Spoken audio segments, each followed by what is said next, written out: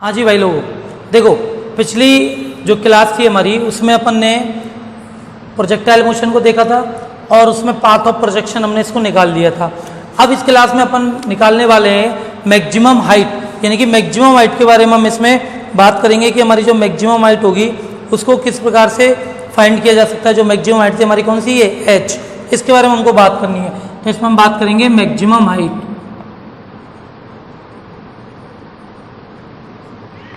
तो maximum height को निकालने के लिए सबसे पहले आपको क्या करना है कि ये मैक्सिमम हाइट अपन को निकालनी है। इसके लिए क्या करें, तो देखो मैक्सिमम हाइट क्या होगी। मैक्सिमम हाइट अपन को मालूम है, ये जो हमारा पॉइंट P है ये हमारा मैक्सिमम हाइट पर है। तो यहाँ से और यहाँ तक की डिस्टेंस को अपन को कवर करना है, इस हाइट को अपन को निकालना है। तो इसके लिए सबसे पहले हम क्या करें कि मैं मान लेता हूँ जैसे कि दो हमारे कंपोनेंट थे, एक वर्टिकल था और एक हॉरिजॉन्टल था। अब इसको निकालेंगे अपन। तो देखो सबसे पहले अपन कहें कि फ्रॉम, दिख रहा है आपको, नहीं दिख रहा, कि from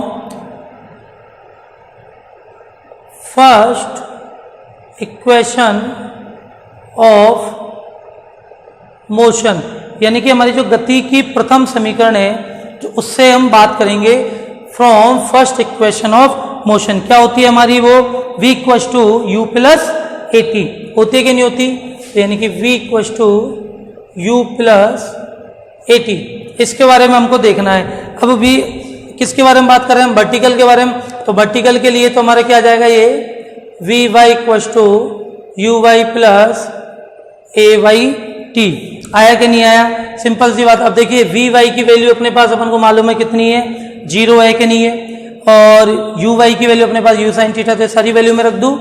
0 equals to U sine theta plus A Y की वैल्यू कितनी है आपके पास, माइनस जी, और टी अपने ये वाला क्या लिया हमने, T1 ले लिया। भाई साहब कहाँ तक बात की हमने, सिर्फ ये पॉइंट P तक की। आगे ये तो ये निकल के आएगा, यहाँ से अपन T1 की वैल्यू निकालें अगर, तो T1 की वैल्यू क्या आएगी, देखिए T1 equals to U sine theta upon G. Equation ये अपने पास T1 की वैल्यू आ गई। इक्वेशन नंबर ए दे देते हैं हम इसको, या नंबर 1 ही दे दो, चलो इक्वेशन नंबर 1। ये आपके पास T1 की वैल्यू कितनी आ गई, u sine theta upon g. कोई दिक्कत है इसमें किसी बच्चे को, ठीक है। अब आगे चलते हैं भाई लोगों। अब अपन जो हमारा फर्स्ट मोशन इक्वेशन थी, अब अपन ले लेते हैं second equation of motion. Motion की जो हमारी सेकंड इक्वेशन है उसके बारे में हमको बात करनी है। तो देखिए सेकंड इक्वेशन ऑफ मोशन के लिए अपन क्या करें, हमारी सेकंड मोशन की इक्वेशन क्या होती है, x equals to U T plus half of A T square, होती है नहीं होती है, x equals to U T plus half of A T square.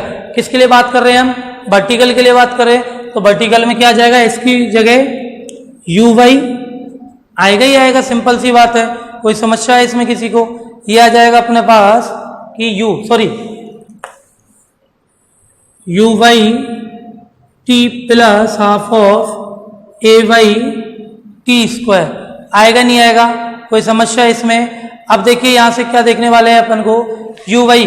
अब अपन इसकी यू वाई की वैल्यू कितनी है, यू साइन थीटा है या नहीं है, तो इस वैल्यू को अपन को इसमें क्या करना है, पुट करना है। तो देखिए इस वैल्यू को जैसे ही अपन इसमें पुट करेंगे तो यू वाई की वैल्यू क्या जाएगी, यू साइन थीटा, और ये जो टी है हमारा, ये टी क्या है, वही T1 है, T1 की वैल्यू कितनी है, U sine theta upon G plus half of A Y की वैल्यू कितनी है अपने पास, माइनस के जी, और T1 की वैल्यू रखेंगे, T1 की वैल्यू कितनी आ जाएगी, U sine theta upon G, T1 का होल स्क्वायर।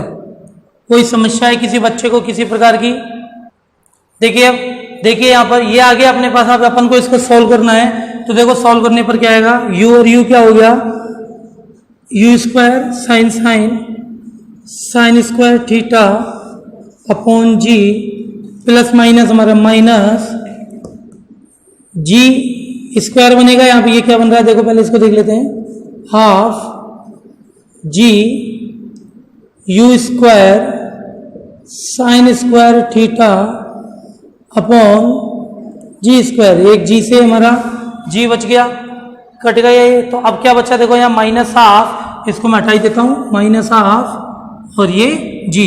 अब देखिए U square sine square theta upon G minus half you square sine square theta upon G, H का चल रहा हमारा एच मैक्सिमम चल ही रहा है। अब क्या आ गया देखिए कि H maximum equals to full minus half क्या आ जाएगा, half you square sine square theta upon g.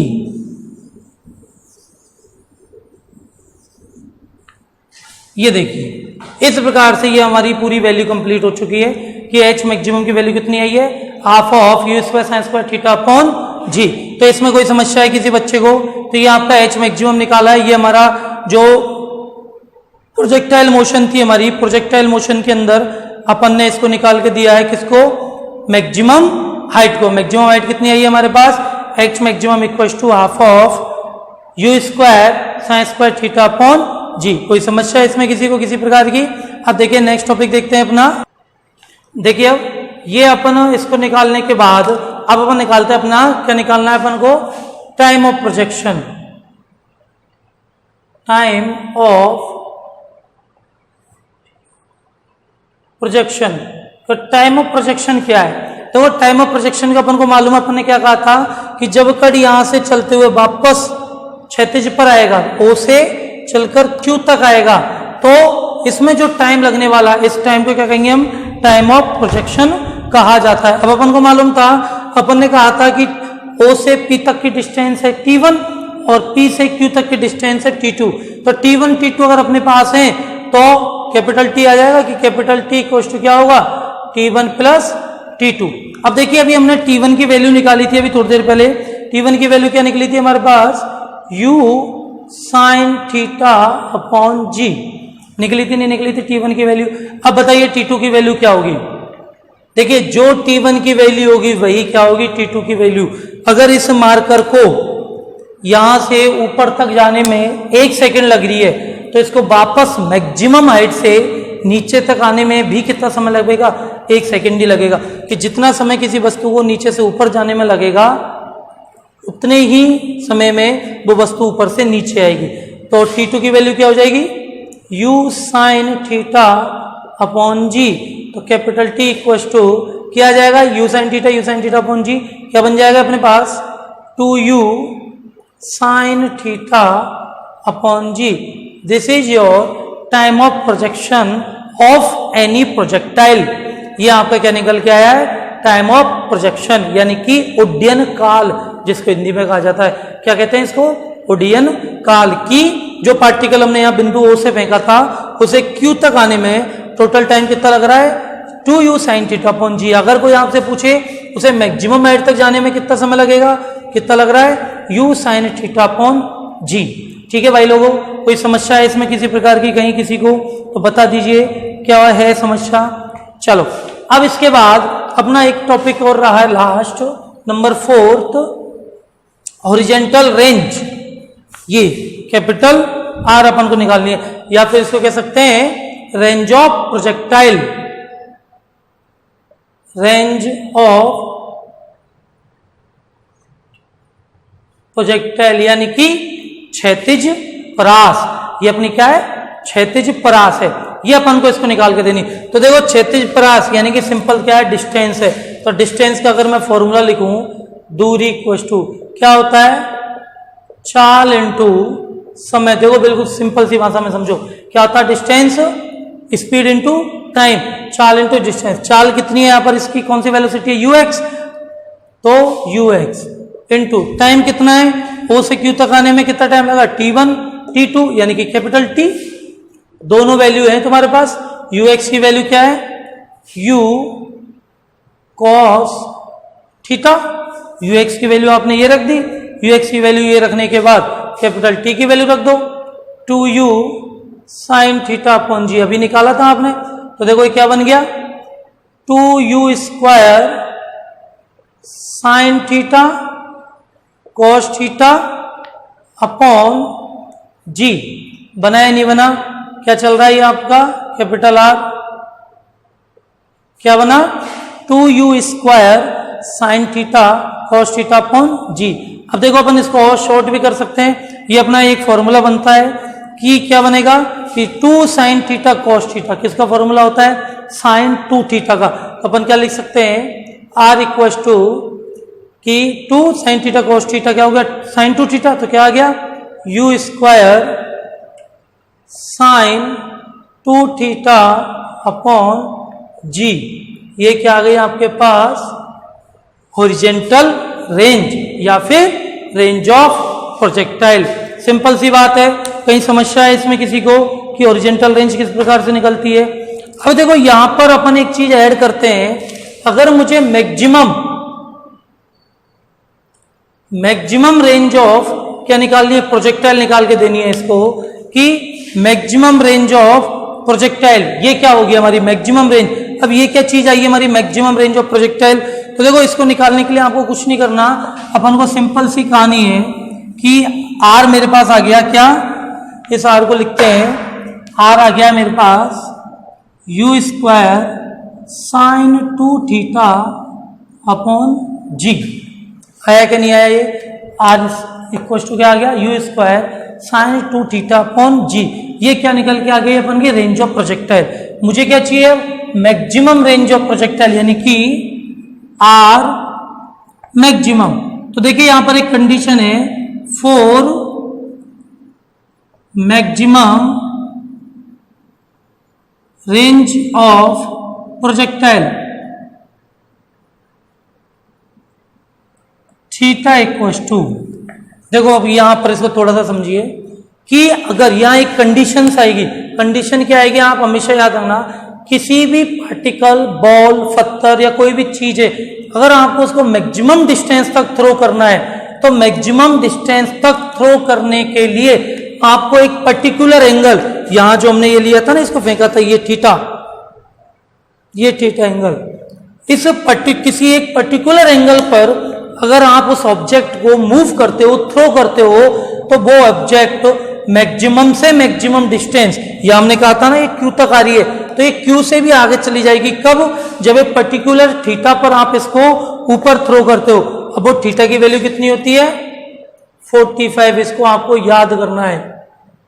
ये डायरेक्ट अपने जब भी कोई न्यूमेरिकल्स वगैरह आते हैं, कोई कॉम्पिटिटिव एग्जाम देंगे अपन उसके अंदर, तो डायरेक्ट कंडीशन याद रखना, अगर किसी भी ऑब्जेक्ट को आपको मैक्सिमम डिस्टेंस तक थ्रो करना है तो उसके लिए थीटा की वैल्यू क्या हो गया 45। तो देखिए यहां पुट करते हैं हम R equal to u² sine 2 theta, theta कितना है 45, कितना हो जाएगा 45 इंटू 2 90 साइन 90 अपॉन जी।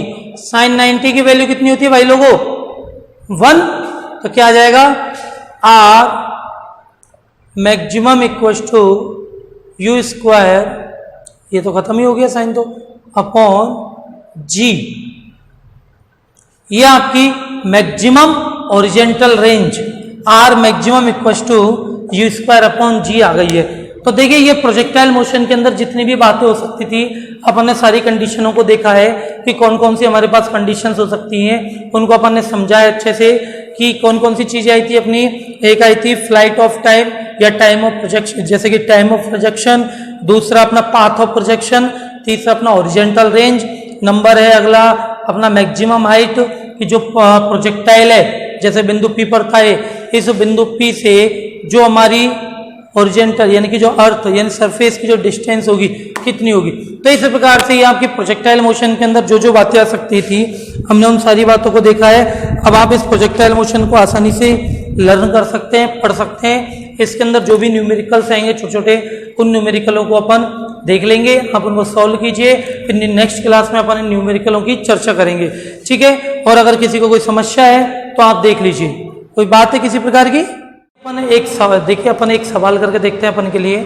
सवाल क्या है कि एक ऊर्ध्वाधर दीवार से 15 मीटर दूरी पर स्थित बिंदु से एक गेंद 45 डिग्री के कोण पर फेंकी जाती है, ठीक है। फिर इसके बाद यह गेंद दीवार के ऊपर से निकलकर दीवार के पीछे 5 मीटर दूरी पर पृथ्वी पर गिरती है, तो दीवार की ऊंचाई ज्ञात कीजिए। देखो सबसे पहले न्यूमेरिकल करने से पहले क्या करो, एक तो अपन न्यूमेरिकल से डरते बहुत है, अपन को न्यूमेरिकलों से डरना नहीं है। पहले तो क्वेश्चन को आराम से तसल्ली से एक बार पढ़ लिया, जैसा मैं कर रहा हूँ सेम टू सेम ऐसे करो, सब न्यूमेरिकल सॉल्व होंगे। आराम से एक बार पढ़ लिया, अब क्वेश्चन को तरीके से पढ़ो, एक एक शब्द को। जब तक क्वेश्चन आप खत्म करोगे ना पढ़कर, तब तक सवाल आपके दिमाग में सॉल्व हो जाएगा। अपन देखो ये मार्कर अपन ने बंद कर दिया, एक भी अपन बिल्कुल मार्कर नहीं चलाएंगे। तो देखिए एक ऊर्ध्वाधर दीवार से, ऊर्ध्वाधर दीवार मतलब दीवार ये खड़ी हुई है, हो गया क्लियर? आगे चलो। 15 मीटर दूरी पर स्थित, किससे? दीवार से, यानी कि ये कोई दीवार है, दीवार से कोई 15 मीटर दूर है यहाँ कोई भी चीज जिसके बारे में बात कर रहा है। हो गई बात? तो देखो रफली एक आइडिया ले लेते हैं, ये दीवार और ये 15 मीटर, एक एक शब्द, आगे बढ़ना ही नहीं है, 15 मीटर दूर, ठीक है। स्थित बिंदु, ये बिंदु हो गया, से एक गेंद 45 डिग्री कोण पर फेंकी जाती है। कहां से फेंक रहे हैं गेंद को? यहां से फेंक रहे हैं। कितने कोण पर? 45 डिग्री के कोण पर। तो अपन देखो ये फेंका, कितने का कोण? आगे क्या कह रहा है सवाल? कुछ नहीं पता, अपन ने भी नहीं किया। कितने कोण पर फेंका है इसको? 45 के एंगल पर मूव किया है। कि एक हमारी वर्टिकल वॉल है, उससे डिस्टेंस, उस वॉल से 15 मीटर डिस्टेंस पर कोई पार्टिकल है, उस पार्टिकल को मूव किया जाता है विद एंगल ऑफ 45। आगे देखते हैं, यह गेंद दीवार के ऊपर से निकल जाती है। भाई साहब दीवार के ऊपर से, ये दीवार छोटी करो, दीवार के ऊपर से निकलकर दीवार के पीछे 5 मीटर दूर गिरती है। दीवार के पीछे ये, तो इसे 5 मीटर दूर ये लो, यहां गिरी, ये गिर गई। तो दीवार की ऊंचाई ये निकालनी है आपको, ऊंचाई। देखो अब सवाल हाइट निकालनी है, तो देखो आधा सवाल ड्रॉ हो गया ना। अब बताओ यहां से और ये गिरी, टोटल डिस्टेंस क्या होने वाली है? 15 5 20 होने वाली कि नहीं होने वाली? यानी कि क्या है? अभी आर आ गई। अभी कितने एंगल पर फेंकी है? 45 पर, यानी कि ये क्या आ गई? आर मैक्सिमम आ गई। निकालने की जरूरत ही नहीं है। आर मैक्सिमम का फॉर्मूला क्या होता है अपने पास मालूम है? यू स्क्वायर अपॉन जी, यानी यू स्क्वायर अपॉन जी की वैल्यू कितनी आ गई? 15 5 20। ये लो आधा सवाल तो ये गया। हाइट निकालनी है, हाइट निकाल लेंगे अपन, किससे? इसके पाथ ऑफ प्रोजेक्शन से निकाल लो। अपने पास मोशन की सेकंड लॉ है, उससे निकाल लो, जिससे चाहो उससे निकाल सकते हैं अपन। अब इस डायग्राम को अपन फेयरली बनाते हैं। आया समझ में? तो देखिए अब क्या करें, इसने क्या कहा कि यहां से ये कोई आपकी दीवार है,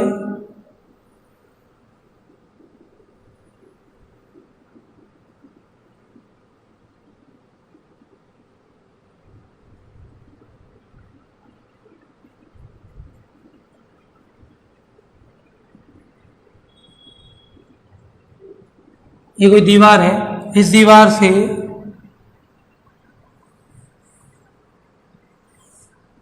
यहाँ ये कोई हमारा पॉइंट है, ठीक है। ये दीवार ले लिया हमने और ये हमारा कोई पॉइंट ले लिया। कितनी डिस्टेंस है इसकी?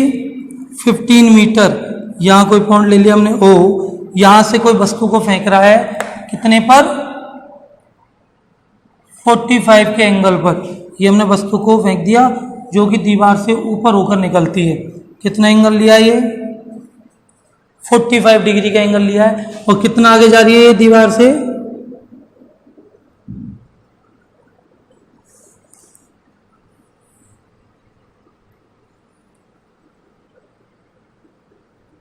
कितनी डिस्टेंस है ये? 5 मीटर। इसको ले लेते हैं Q और ये ले लिया बिंदु P और ये H अपन को निकालनी है। ये टोटल डिस्टेंस कितनी हो गई? R मैक्सिमम 15 + 5 कितना आ गया? 20 मीटर। टोटल डिस्टेंस हुई क्या नहीं हुई? ये तो आपका डायग्राम ड्रॉ हो गया आसानी से। ये लो, कहीं समस्या इस डायग्राम में?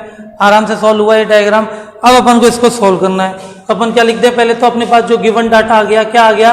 यू स्क्वायर अपॉन जी की वैल्यू कितनी आ गई? 20 आई कि नहीं है ये value? U square upon g, question number 1। U square upon g की वैल्यू कितनी आ गई आपके पास? 20 आ गई। कोई सब दिक्कत है? अपने देखो प्रक्षेप का पथ यानी कि पाथ ऑफ प्रोजेक्शन